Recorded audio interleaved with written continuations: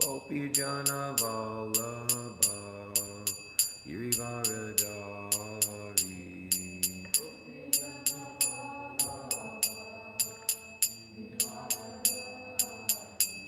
Gopi Jana Vallabha Girivaradari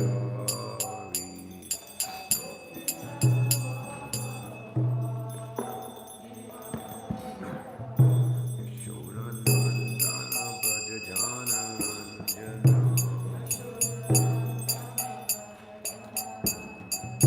Yashodanandana Brajajana Ranjana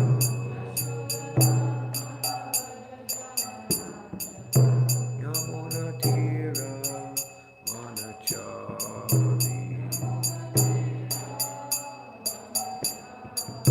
Yamuna Tira Manachari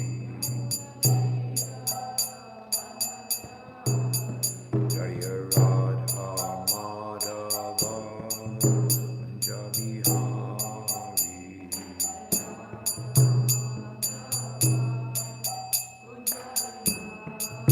Jaya Radha Madhava Kunja Bihari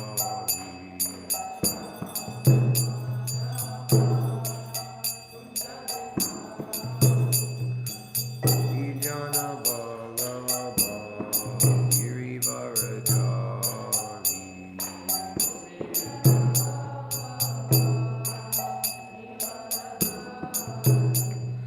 Gopi Jana Vallabha Girivaradari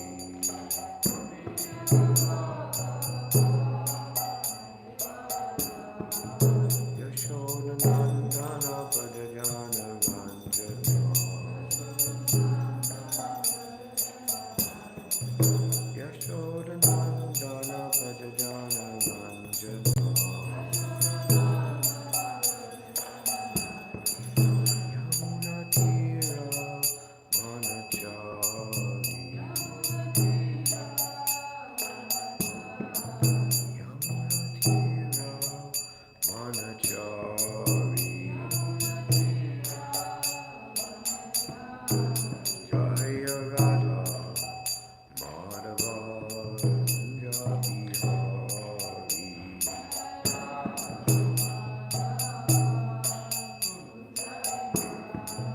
Jaya Radha Madhava Kunja Bihari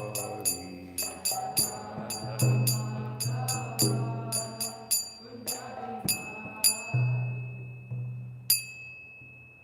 Om Vishnupad Brahmam Saprivajakacharya Asto Shri Śhrīmad-Bhāgavatam with the wisdom, His divine grace, Srila Abhay Charanarvinda Bhaktivedanta Swami Maharaj is going to be the founder Acharya Jagadguru Patita Pavana Srila Prabhupada Ki Jai Anantakoti Vaishnava Vrinda Ki Jai Amala Parana Paramahamsa Samhita Grantaraj Śhrīmad-Bhāgavatam Ki Jai Shri Shri Radha Govinda Ki Jai Nitai Gaur Premanandi. All glories to the assembled devotees. All glories to the assembled devotees. All glories to the assembled devotees. All glories to Sri Guru and Sri Gauranga. All glories to Srila Prabhupada. Hare Krishna. Jai. We are reading from the Śhrīmad-Bhāgavatam, Canto number 2, Chapter number 6, Purusha Shukta confirmed, and we're in verse 11. Yeah, that's what I was told.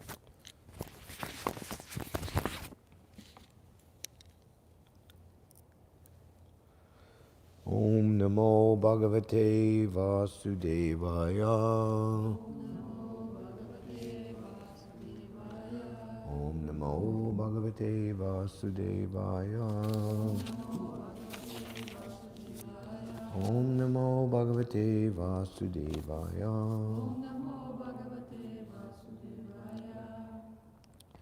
Narayanam namaskritya naram chaiva narottamam devim sarasvatim vyasam tato jayam udirayet.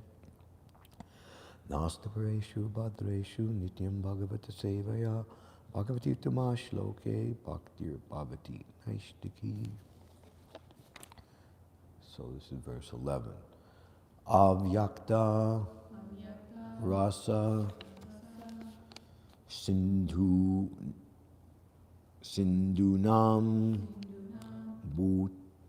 Bhutanam Nidhanasya Cha Udaram Viditam Pumso Hridayam Manasa Padam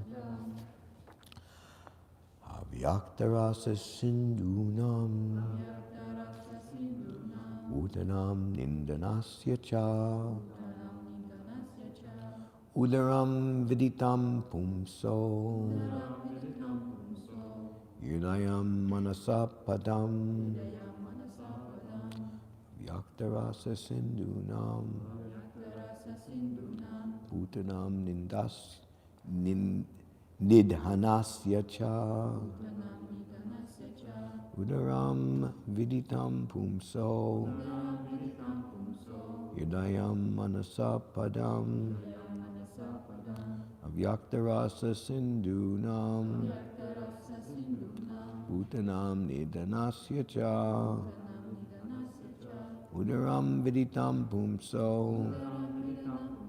Hridayam Manasa Padam.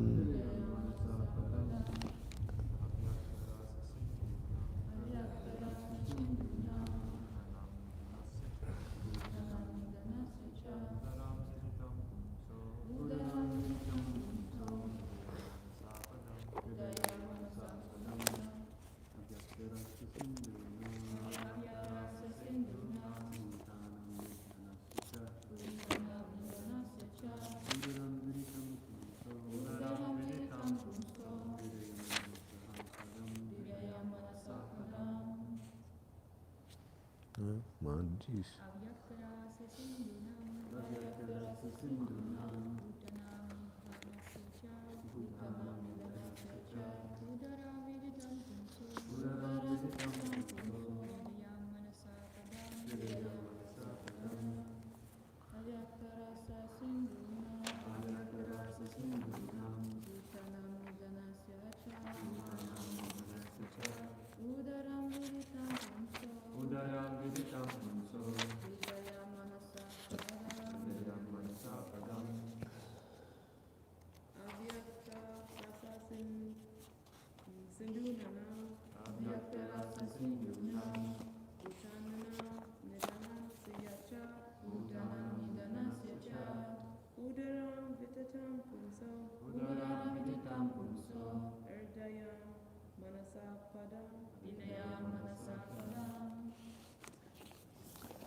Avyakta, the impersonal feature. Rasa Sindhunam, of the seas and oceans of water. Bhutanam, of those who take birth in the material world. Nidhanasya, of the annihilation. Cha, also. Udaram is belly. Viditam is known by the intelligent class of men. Pumsa, of the great personality. Hridayam, the heart. Manasa, of the subtle body. Padam, the place. The impersonal feature of the Lord is the abode of great oceans, and his belly is the resting place for the materially annihilated living entities. His heart is the abode of the subtle material bodies of living beings. Thus it is known by the intelligent class of men. So we'll repeat, please. The impersonal feature of the Lord is the abode of great oceans, and his belly is the resting place for the materially annihilated living entities. His heart is the abode of the subtle material bodies of living beings. Thus it is known by the intelligent class of men. Purport by His Divine Grace, ISKCON's BVD founder, Acharya Jagadguru, Patita Pavana Srila Prabhupada Ki Jai. In the Bhagavad Gita, chapter 8, entitled Attaining the Supreme, verses 17 through 18, it is stated that according to human calculations, one day of Brahma is equal to 1,000 ages of 4 millenniums, 4,300,000 years each, and the same period is calculated to be his night also. A Brahma lives for 100 such years and then dies. A Brahma, who is generally a great devotee of the Lord, attains liberation after such a downfall. The universe, called the Brahmananda, or the round football-like domain controlled by a Brahma, is thus annihilated, and thus the inhabitants of a particular planet or the whole universe are also annihilated. Avyakta, mentioned here in this verse, means the night of Brahma. When partial annihilation takes place and the living entities of that particular Brahmananda up to the planets of Brahmaloka, along with the big oceans, etc., all repose in the belly of the Virat Purusha. At the end of a Brahma's night, the creation again takes place, and the living entities reserved within the belly of the Lord are let loose to play their respective parts as if being awakened from a deep slumber. Since the living entities are never destroyed, the annihilation of the material world does not annihilate the existence of the living entities, but until liberation is attained, one has to accept one material body after another, again and again. The human life is meant for making a solution to this repeated change of bodies, and thereby attaining a place in the spiritual sky, where everything is eternal, blissful, and full of knowledge. In other words, the subtle form of the living entities take place in the heart of the Supreme Being, and such forms take tangible shape at the time of creation.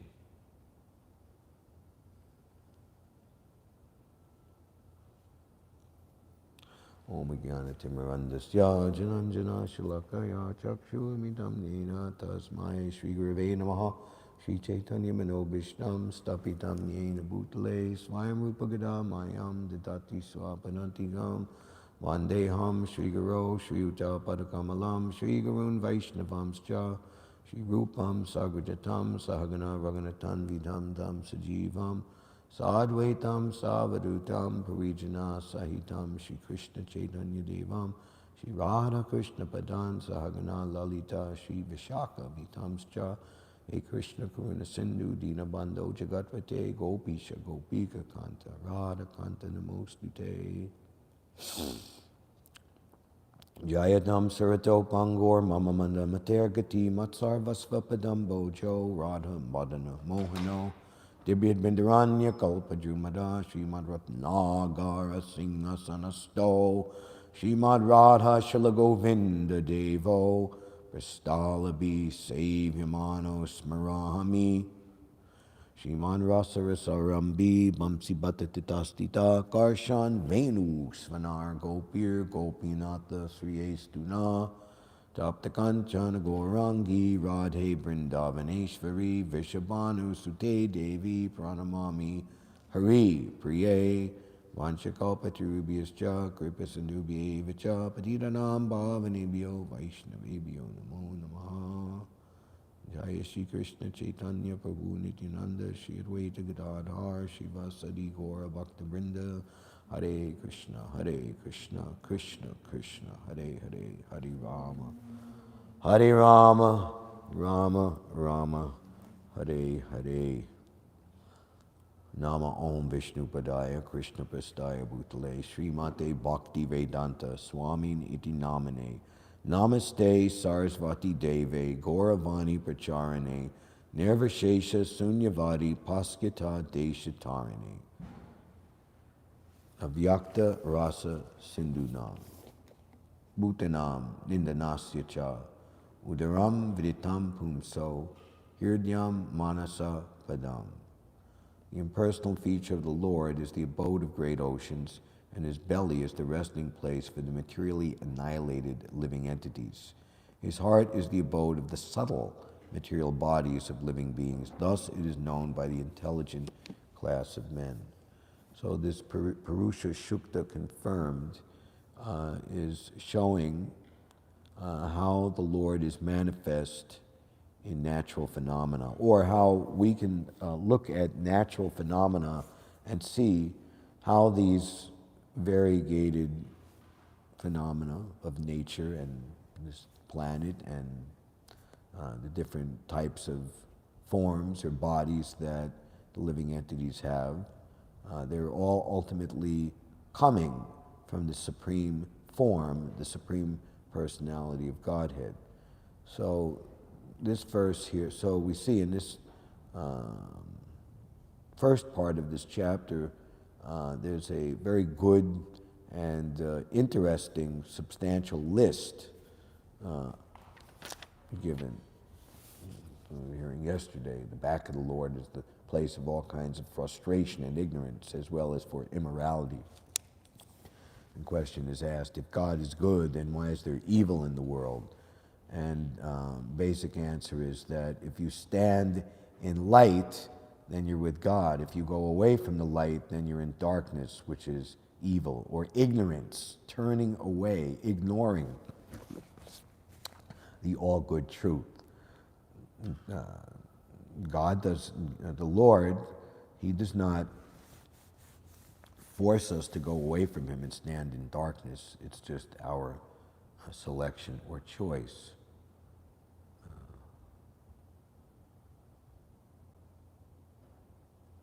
The first sentence of yesterday's purport is interesting. In order to defy the impersonal conception of the Supreme Personality of Godhead, a systematic analysis of the physiological and anatomical constitution of his transcendental body is given here. So, what's described in this purport, and Prabhupada gives reference to Bhagavad Gita, the 8th chapter is called Attaining the Supreme. Attaining the Supreme.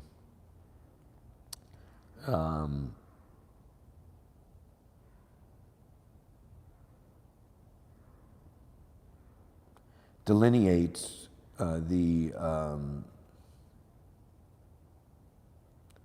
very severe situation of being in this material world of repeated birth and death. When one aspires for actual reality, self-realization, knowing who one actually is, and one realizes the process of taking one identity and then being forced to give it up to take another that you don't know, has no connection to the previous one. Your memory is completely erased. And all of this is based simply upon trying to fulfill impossible to fulfill material desires. Then one becomes very, very eager to get out of this cycle of repeated birth and death, which is unnecessary, certainly, for a pure devotee of the Lord, because the pure devotee of Krishna, he has no interest in any type of material desire, so therefore he has no requirement to accept the material body. Material body is only required if you have material desires to fulfill. So Krishna, he is completely spiritual, and you, as his eternal part and parcel, are also completely spiritual. Spiritual also means three main things: eternal, sat, full of knowledge, chit, and ananda, filled with unlimited, ever-new, variegated happiness, completely devoid of any fearfulness. Abhayam. If one wants to be free from all fear, then one must take shelter of the Supreme Personality of Godhead and hear and chant his glories and render all varieties of devotional service. Then there is no question of fearfulness, there's no question of repeated birth and death. Prabhupada describes here at the end of the purport, the human life is meant for making a solution to the repeated change of bodies and thereby attaining a place in the spiritual sky where everything is eternal, blissful, and full of knowledge. In other words, so this is describing how at the time of, there are partial and there's ultimately a complete annihilation of the material universe that we're in. It's described to be like a football-like,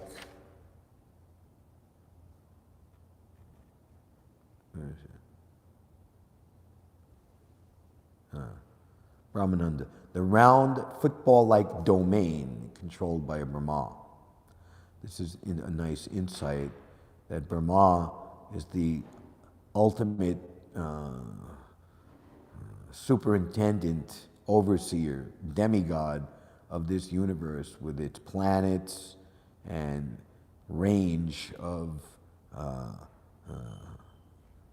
living beings, from great demigods down to insignificant creatures like amoebas and germs and little insects and everything in between. We would think that that is a very, very big deal, but there are actually unlimited numbers of such universes and Brahmas and unlimited Brahmanandas, and there are unlimited numbers of such controlling superintendent Brahmas. And even their lifespan is very great, and Prabhupada directs us to understand what is the lifetime of Lord Brahma. Lord Brahma's lifetime is 311 trillion, 40 billion years. And even Prabhupada says in the purport to verse 17, here in the 8th chapter of the Bhagavad Gita, the duration of the material universe is limited. So from our point of view of living only 60, 70, 80 or whatever years, we hear this and we think, well, that's fantastic. I wouldn't mind that, to live for billions and trillions of years. But from the point of eternality, even that amount of time counts as a lightning flash. The duration of the material universe is limited. It is manifested in cycles of kalpas. A kalpa is a day of Brahma, and one day of Brahma constitutes 1,000 cycles of 4 yugas: Satya, Treta, Dwapara, and Kali. There's the verse, one should learn, Matra sparshas tu kaunteya shitoshna shukadukada agama payano nityam tam titikshasva bharata. The non-permanent appearance of happiness and distress and their disappearance in due course are like the appearance of winter, now, snowstorm coming, and summer seasons. They arise due to sense perception, and one should learn to tolerate them and not be disturbed. So this is the age of Kali, and Kali Yuga gets worse and worse as it goes. And in our particular view of things right now, with the global pandemic and everything, and just the economic fallout, they've just closed indoor dining, and you hear our wonderful governor and mayor saying we might have to go into another shutdown of all non-essential businesses. Hooray, right? But these things come and go. There's 1,000 Kali Yugas in a day of Lord Brahma. And let's hear what is, it gives us a little more insight into what his 100-year lifespan is. 1,000 cycles of Satya, Treta, Dwapara, and Kali. Just like it's winter time. And what is today? December 15th. 3 months from now, and 1/4 of the year, it'll be a week before springtime starts. Well, that's not too long to look forward to. And then we're enjoying spring and everything is really nice, not too hot, not too cold, and all of a sudden, unstoppable, here comes the summertime. Summertime could have some like really blasting hot heat waves in it. Oh, and then after that, 3 months later, then, it's fall, September and October, and very, very nice. Not too hot, not too cold, even the leaves turn different colors, very pretty, leaf peeping excursions, right? You pay a lot of money to go to like upstate New York or Vermont and take a cabin to look at the leaves change. Very nice. And then you could go to Stratton Mountain in Vermont and dress up like a bear, and you can ski and say, "Let's winter." That's what the ad in the subway would say, And you could be a Four Seasons person. It just comes and goes,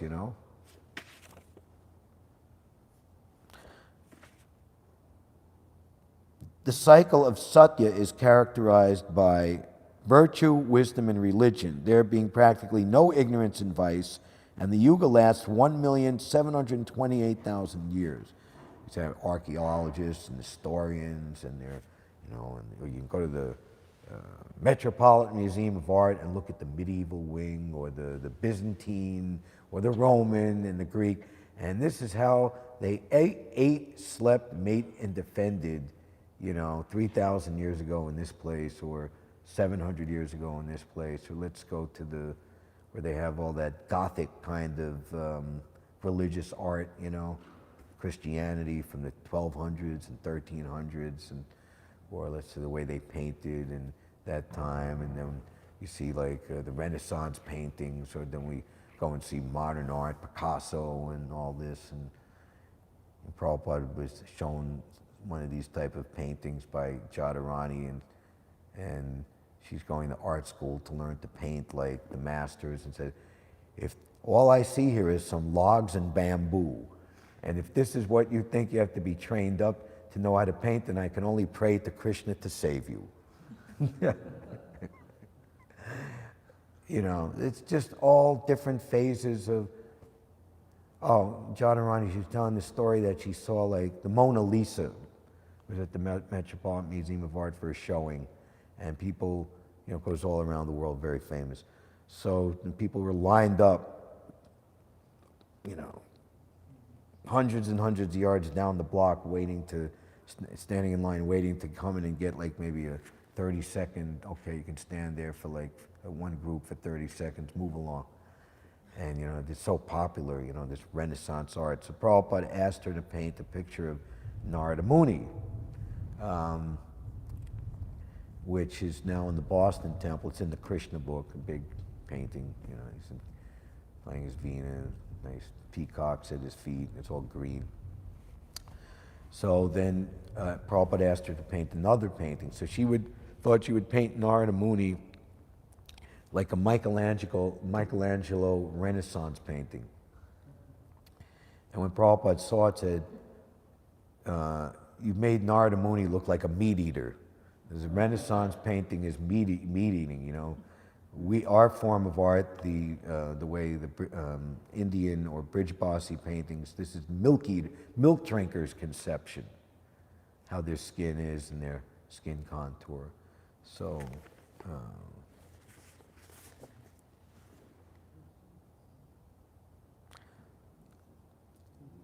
Prabhupada says in another place that everything happens on a schedule. The history of the universe more or less repeats itself the same way. Sometimes people meant, I wish I had been born in the 60s. It was such a glorious time, and this and that. And so the devotee joke is, you can just wait till next Kali Yuga. It'll happen again. Maybe differently. Actually, it doesn't happen exactly the same, but more or less in accord with how the modes of nature and, as he described here, goodness, wisdom, religion, virtue, start at the 100% point, Satya, and by the end of Satya, now to Treta, where vice is introduced, and this yuga lasts 1,296,000 years, going from 100% to 75%. In the Dwapara Yuga, there is an even greater decline in virtue and religion. So from Treta to Dwapara, it goes to 50%, and this yuga lasts 864,000 years. And finally, in Kali Yuga, which we've now been experiencing for over 5,000 years, there is an abundance of strife, ignorance, religion, and vice, true virtue being practically non-existent. So from 25% to 0. In Kali Yuga, increases to such a point that at the termination of the Yuga, the Supreme Lord himself appears as Kalki avatar, vanquishes the demons, which is practically everyone, saves his devotees, and commences another Satya Yuga. Then the process is set rolling again. These 4 yugas, rotating 1,000 times, comprise 1 day of Brahma, and the same number comprise 1 night. Brahma lives 100 of such years and then dies. These, quote, 100 years, unquote, by Earth calculation, total 311 trillion and 40 billion Earth years. By these calculations, the life of Brahma seems fantastic and interminable, but from the viewpoint of eternity, it is as brief as a lightning flash. In the causal ocean, there are innumerable Brahmas rising and disappearing like bubbles in the Atlantic. Brahma and his creation are all part of the material universe, and therefore they are in constant flux. At the beginning of Brahma's day, all living entities become manifest from the unmanifested state, and thereafter, when the night falls, they are merged into the unmanifest again. Again and again, when Brahma's day arrives, all living entities come into being again, and with the arrival of Brahma's night, they are all helplessly annihilated. The intelligent who try to remain within this material world may be elevated to higher planets, and then again must come down to this planet Earth. During the daytime of Brahma, they can exhibit their activities on higher and lower planets within this material world. This is a very nice insight when we see those without Krishna consciousness going about their activities. Actually, very great intelligence is required to see 2 things going on. One is the futility of their activities and how it leads to further bondage and degradation. Bondage, even if it's good activities, someone is pious, someone is charitable, but it's on the bodily conception of life, it leads to higher positions within the material world. We see predominant in religions today, even what started off to be the pure Varnashram Vedic system, wishy-washily referred to as Hinduism, that the rituals and the various religious formulas and ceremonies are more or less motivated to a higher status of materialistic life. And say we have in our Western religion some vague idea of heaven or a place beyond the problems of this world that we're living in now. Rest in peace, eternal peace. You've gone on to eternal rest or whatever, but it's very vague. So in the quote-unquote Hindus think that we'll go to the planets of the demigods and enjoy very, very nicely there. For a very, very long time. But just like in this world, people try to take a secure position, and it's obvious, staring them right in the face, that they will have to leave. Death is certain.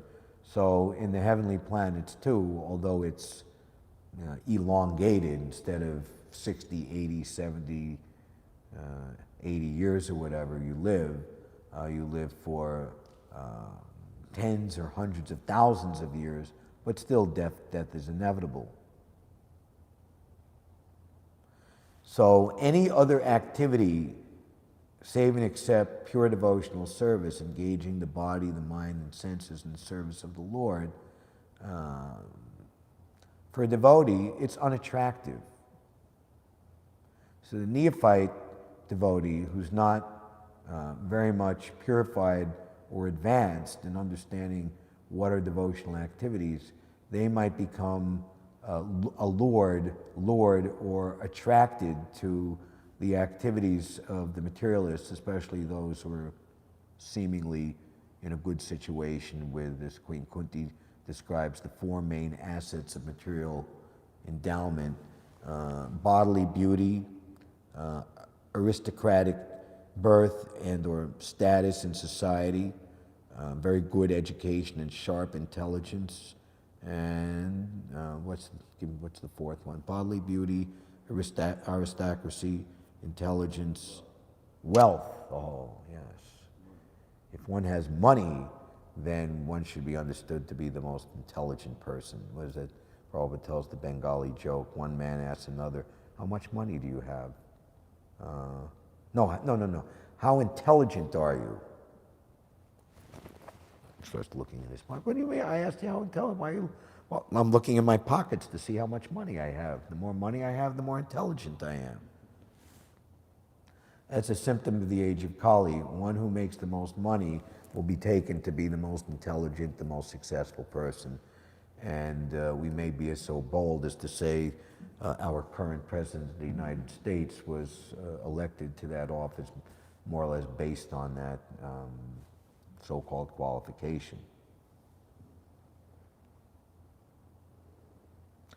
What is it? In divisions of faith, austerity in the mode of passion can lead to others worshiping you and respecting you, subordinates kowtowing to you. Of course, it's like a sycophant. They're, yes, very nice, but they want something from you. So you're in an honored position. But the results of such austerities are fleeting and temporary and cannot be maintained for a very long time.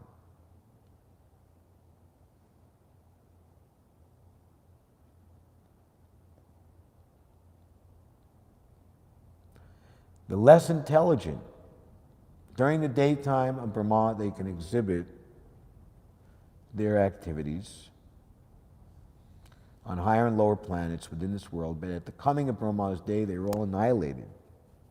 In the day, they receive various bodies for material activities, and at night, they no longer have bodies, but remain compact in the body of Vishnu. Then again, they are manifest at the arrival of Brahma's day, Bhutva, Paliyate. During the day, they become manifest, and at night, they are annihilated again. So, telling the difference between material activities and spiritual activities becomes a concomitant part automatically of a sincere devotee's visage. Vairagya Vidya Nija Bhakti Yogam. Sarvabhauma Bhattacharya, upon his ecstatic conversion, giving up the Mayavad conception of philosophy to becoming an ecstatic flower-like devotee, his brother-in-law Gopinath Acharya proclaimed of Lord Chaitanya Mahaprabhu and Radha and Krishna, was just amazed at the miracle. He composed beautiful verses glorifying Lord Chaitanya, and by performing pure devotional service, automatically complete knowledge, one whose eyes are trained in knowledge. The foolish cannot understand how the living entity quits one body and takes another, but the wise, whose eyes are trained, the trained Bhaktivedanta, they can see all these things very, very clearly.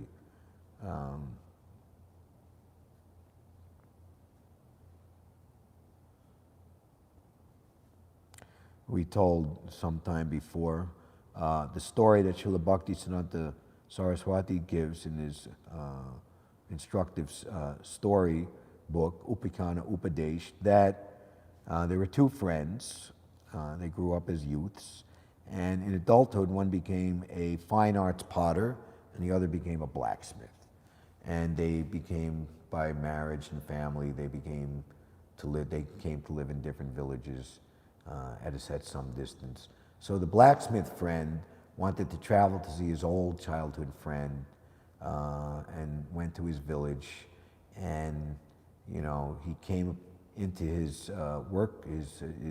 gallery workshop, and saw he was giving very subtle and delicate. He was working very meticulously and delicately with fine art figurines and pictures, and giving shape to them, and then making different colors and contours, and very, very nice. And he was just amazed at how nice this was. So then he wanted to join in and show his friend how much he appreciated, and by dovetailing his idea of what he was doing with his ability. So he took from his toolkit like a sledgehammer and started smashing all the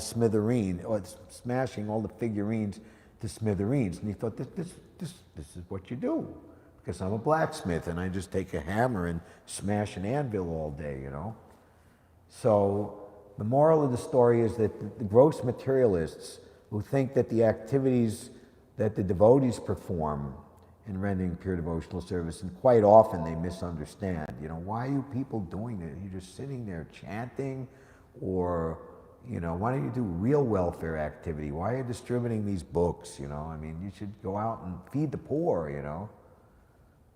I even see, people say, oh, I don't want a book. No, I don't want to give a donation. And I see like some homeless person laying in his own,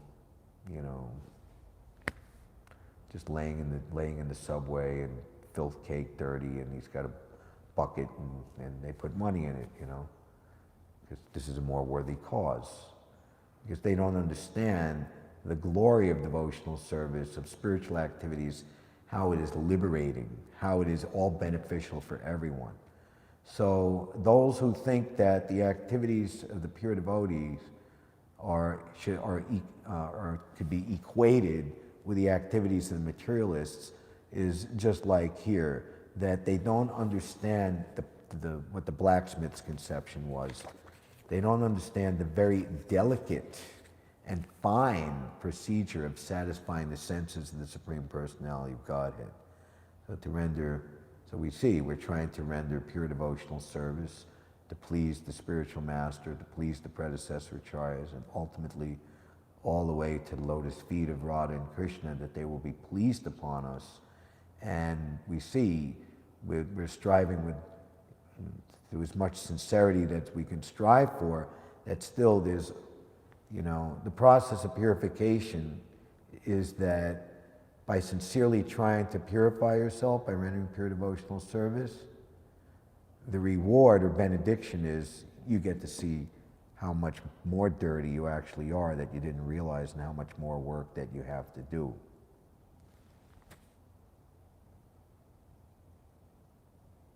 Intelligent persons take to Krishna consciousness, use the human life fully in devotional service of the Lord, chanting Hare Krishna, Krishna Krishna, Hare Hare, Hare Rama, Rama Rama, Hare Hare. Thus, they transfer themselves, even in this life, to the spiritual planet of Krishna, become eternally blissful there, not being subject to repeated rebirths and deaths.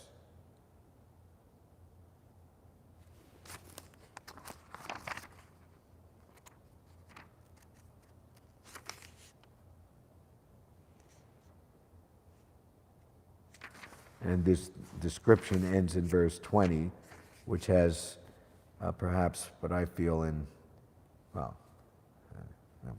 what's more or less, but there's a word here, a three-letter word, one word, which is so powerful.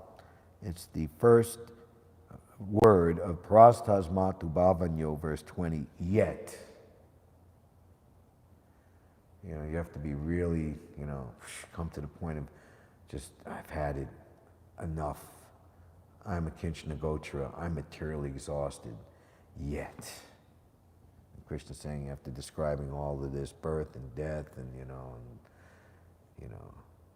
okay, my death is coming, but at the end of the universe, then I have to be sucked up into the breath of the Mahavishnu and lay in complete dormant, unconscious slumber for millions and millions of years, and then again be spit out, and the material desires are still there, and do it again? Yet there is another nature, which is eternal and is transcendental to this manifested and unmanifested matter. It is supreme and is never annihilated. When all in this world is annihilated, that part remains as it is.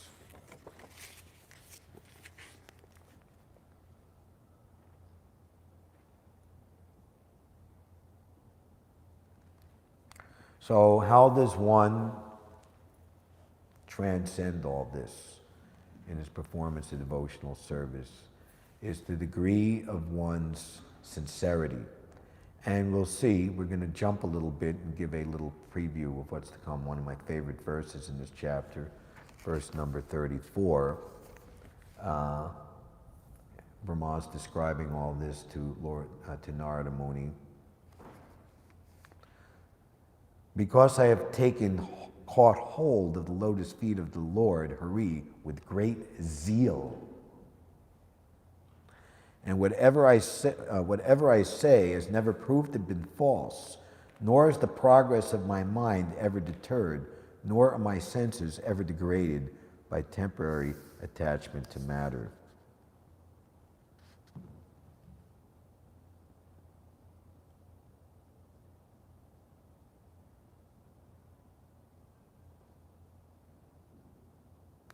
The Lord asks Arjuna to declare, my devotee will never be vanquished. And why?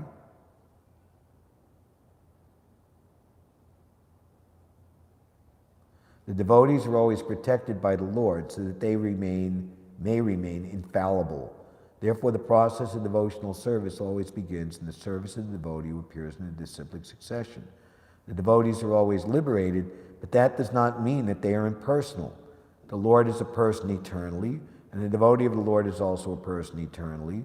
Because the devotee has his sense organs even at the liberated stage, he is therefore a person always. And because the devotee's service is accepted by the Lord in full reciprocation, the Lord is also a person in his complete spiritual embodiment. The devotee's senses, being engaged in the service of the Lord, never go astray under the attraction of false material enjoyment. The plans of the devotee never go in vain, and all this is due to the faithful attachment of the devotee for the service of the Lord. This is the standard of perfection and liberation. Anyone beginning from Brahma down to the human being is at once put on the path of liberation simply by his attachment in great earnestness for the Supreme Lord, Sri Krishna, the primeval Lord. Confirmed, Bhagavad Gita 14:26. Mam chayobhyacharena bhakti yogena sevate sagunan samatityaitan brahma bhuyaya kalpate. Anyone, therefore, who is earnestly serious in heart and soul about being in intimate touch with the personality of Godhead in the relationship of transcendental loving service will always be infallible in words and action. And this also means that when atheists and non-devotees try to cast aspersions, condemnations, or try to put the devotee in a situation of being defamed, Krishna will always protect, ultimately, his devotees' proper understanding. There was the pastime of Shakshi Gopal, where two brahmanas, one young and not very aristocratically born and not very wealthy, was helping an elderly Brahmin who was those things, wealthy, aristocratic, traveled to holy places of pilgrimage, and the older Brahmin was so much pleased that he saw such a qualified personality that he wanted to offer his youngest daughter to this Brahmin in marriage, which is a very big thing. And the younger Brahmin, certainly wasn't lusty or anything. He was just seeing from the point of view of the older Brahmin's religious principles. What you're proposing is extremely, what is the word? Not proper or common in standard society. Your family will protest. People, you will be condemned. You don't offer It has to be equal. Of course, amongst devotees, there's no such consideration. It's based on devotional qualification and wanting the same desires for devotional service. Anyway, so the young Brahmin said, "No, I can't accept this. This isn't going to work. You're going to be in difficulty by this." But the elder Brahmin at the time he really wanted to do this. "No, I promise." And it was done before the deity of Shakshi Gopal. Shakshi Gopal means the witness. The deity is the witness. So what we say in the Nectar of Devotion, one of the offenses, to speak a lie before the deity. Whatever you say, you must uphold your word of honor. So later, by and by, the Brahmin returned home, and the younger Brahmin came, and the family members were so upset. His wife said, "If you give our daughter to this poor man, I will commit suicide." And then his eldest son was like chastising him, "You're a senile old fool," and then he took matters into his own hand. "Look, you just say you don't remember, and I'll do everything else." And then he fabricated this crazy story that this young Brahmin is actually a rogue, and he gave my father like a type of poison or hallucinogenic to make him crazy, and then plundered his wealth. And what he's saying is just completely, my father never said such a thing. And this was all said with the village elders. And how are they to believe? So the young Brahmin, who was a great devotee, he ultimately went all the way back to the place where the Shakshi Gopal deity would witness the Brahmin's promise. "You please have to come and give witness and tell the village elders here." And he wasn't doing it to get the young daughter as his wife. He was doing it to protect the elder Brahmin's religious principles and word of honor. So,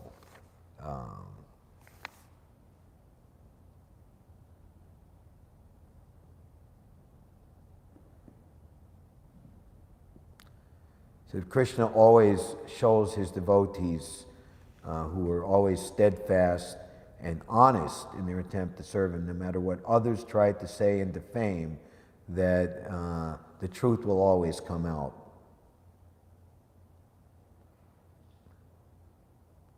They will always be infallible in words and action. The reason is that the Supreme Lord is absolute truth, and anything earnestly dovetailed for the absolute truth attains the same transcendental quality. On the other hand, any amount of mental speculation or material motivated, what is it in the third canto? One who performs devotional service in the mode of ignorance, he thinks or passion, thinks he's the best devotee. I forget exactly what it said. It's a pretty good description. But that this is not acceptable or pleasing to the Lord, even though you're seemingly going through the motions, or, yeah, well, we're doing this, Prabhupada said to do this, and we're doing that, and see, so what, but if we become proud, then the whole thing is lost.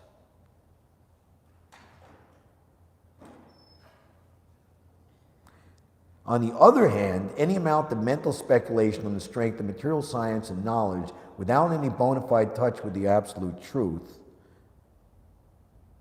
is sure to be a mundane untruth and failure due to not being in touch with the absolute truth. Such godless, unfaithful words and actions, however materially enriched, are never to be trusted. This is the purport of this important verse, and here Prabhupada gives the English maxim: a grain of devotion is more valuable than tons of faithlessness. In another place, I forget where, Prabhupada says, no, it's in the first canto, that our material plans, even and creations, even very, very stout and strong, will end in fiasco only if they're not dovetailed in the service of the Lord. So, avyakta rasa sidunam bhutanam nindanasya cha udaram vritam pumso hirdayam manasa padam. The impersonal feature of the Lord is the abode of great oceans, and his belly is the resting place for the materially annihilated living entities. His heart is the abode of the subtle material bodies of living beings. Thus it is known by the intelligent class of men. Hare Krishna. Srila Prabhupada ki jai. Any questions or comments or contributions? This chapter is called Purusha Shukta Confirmed, and I was just wondering, what do we know what's in Purusha Shukta that's being confirmed here? I don't know Purusha Shukta. The material that all the different, the Lord's personal feature is the source of all the material, the natural phenomena. That's what it says in Purusha Shukta? That's my understanding. Okay, yeah, I don't know. Purusha Shukta. The Sanskrit, Purusha, the translation. yeah, Shukta, confirmed. It's like it said, what is it? That material scientific is just, I read at the end of the right here. Any amount of mental speculation, the strength of material science and knowledge without any bona fide touch with the absolute truth is sure to be a mundane untruth and failure due to not being in touch with the absolute truth. So this chapter is to help us understand that everything that we see in this world has a direct personal connection from Krishna as it is emanating from his personality. Anything else?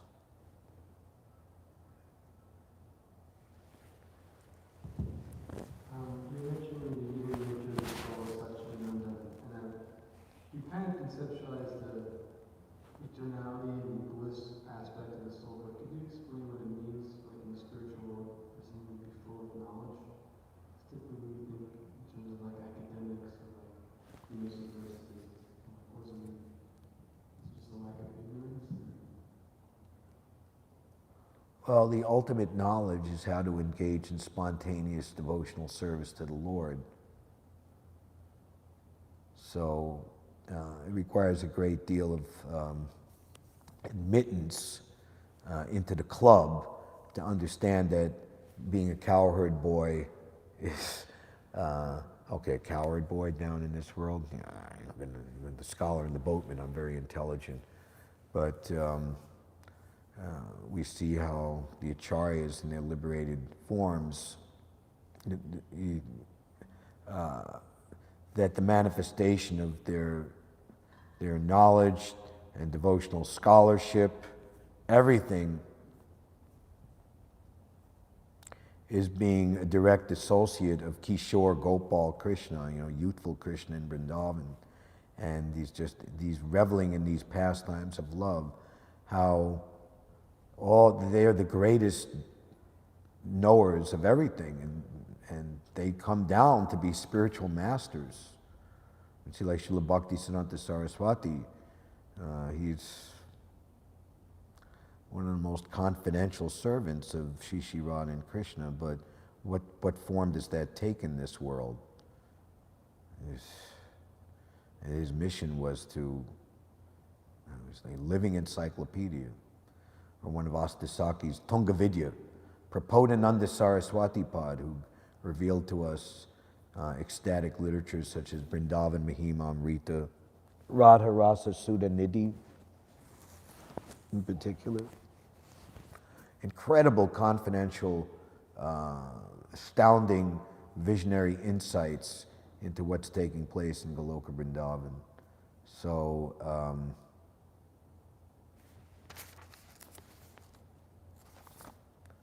we passed some months ago in the 4th chapter. Process of creation. Where are we?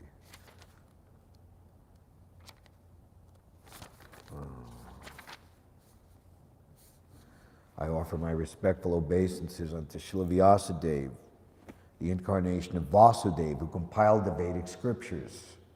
The pure devotees drink up the nectarian transcendental knowledge dropping from the lotus-like mouth of the Lord.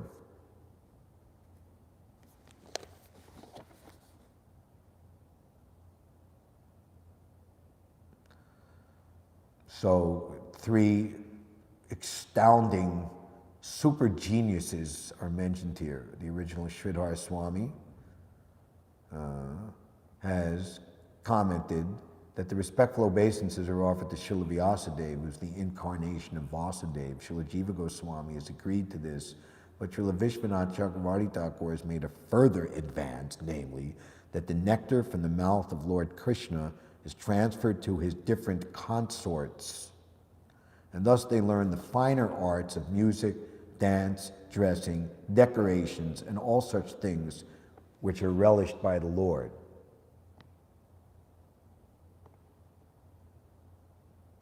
Prabhupada writes in the 4th canto that one who is decorating the deities of Radha and Krishna very nicely, concentrated with all detail, becomes a knower of all the intricacies of the Vedas, simply by doing that.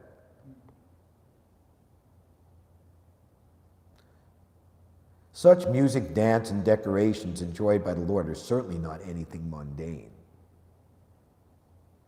because the Lord is addressed in the very beginning as para, or transcendental. This transcendental knowledge is unknown. This is the ultimate knowledge.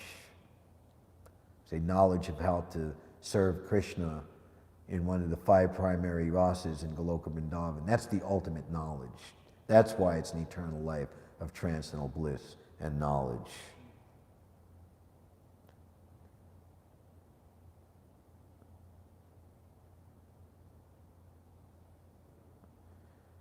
To revive the lost memory of the conditioned souls about their eternal relation with the Lord. One should therefore try to understand the Vedic scriptures, or the nectar transferred by the Lord to his consorts in the conjugal humor, which is the highest evolved rasas or facilities to please the Supreme Personality of Godhead. So correspondingly, it is the topmost position of transcendental knowledge.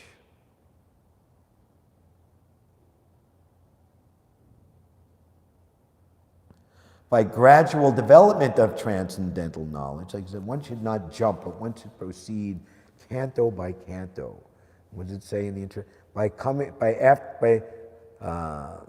reading all 9 cantos and then coming to the 10th canto, one will become a God-realized soul, strong enough to defend himself against the onslaught of atheists.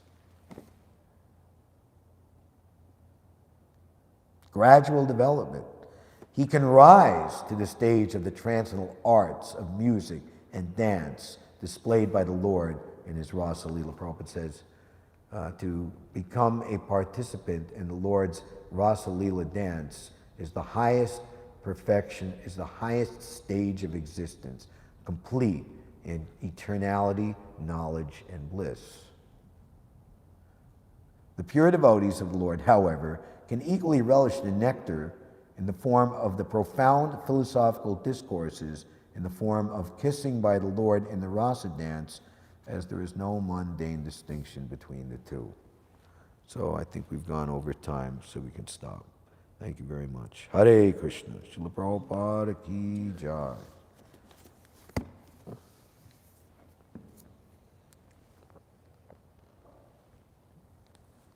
Here's our Harinam garland decoration. Put it on add it to the cart. And we don't have to pay for it because it's a gift